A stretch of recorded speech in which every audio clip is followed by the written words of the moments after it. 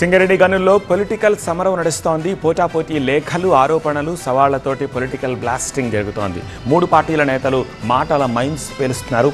ఇంతకీ సింగరేణిలో అసలేం జరుగుతోంది? ఎప్పుడూ లేనంతగా ఇప్పుడెందుకు ఇంత పొలిటికల్ దుమారం? మసిపూస్తున్నదెవరు?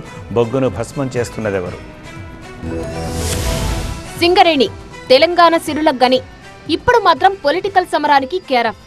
ఒకరిని టార్గెట్ చేస్తూ మరొకరు మూడు పార్టీల నేతలు దుమ్మెత్తిపోసుకుంటున్నారు. సింగరేణిలో బొగ్గు మాయమైంది, 1000 కోట్లు దోచుకున్నారంటూ బీఆర్ఎస్ చేస్తున్న ఆరోపణలకు కాంగ్రెస్ కౌంటర్ ఇస్తోంది. సింగరేణిపై బీఆర్ఎస్ బీజేపీ కలిసి నాటకాలు ఆడుతున్నాయంటూ డిప్యూటీ సీఎం భట్టి ఫైర్ అయ్యారు. సింగరేణికి కిషన్ రెడ్డి ద్రోహం చేశారని భట్టి ఆరోపించారు.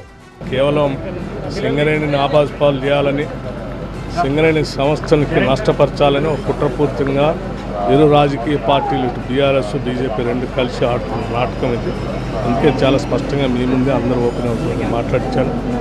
బహుశా మీ అందరూ కూడా ఈ సింగరేణిని రక్షించుకునే పరిస్థితుల్లో ఇటువంటి తప్పుడు ఆరోపణలు చేసే చిల్లర రాజకీయాలు చేయొద్దని. బీఆర్ఎస్ పాలనలో 1000 కోట్ల బకాయిలు పెట్టడంతోనే ఇప్పుడు సింగరేణిపై అప్పుల భారం పడిందని ప్రభుత్వం అంటోంది. కిషన్ రెడ్డి లేఖలు రాయడం కాదు, సింగరేణిలో అక్రమాలు జరిగినట్టు ఆధారాలుంటే ప్రభుత్వానికి ఇవ్వాలని డిమాండ్ చేశారు మంత్రి శ్రీధర్ బాబు. ఈ విషయంలో ప్రభుత్వ తీరు విమర్శలకు కౌంటర్ ఇస్తోంది బీజేపీ.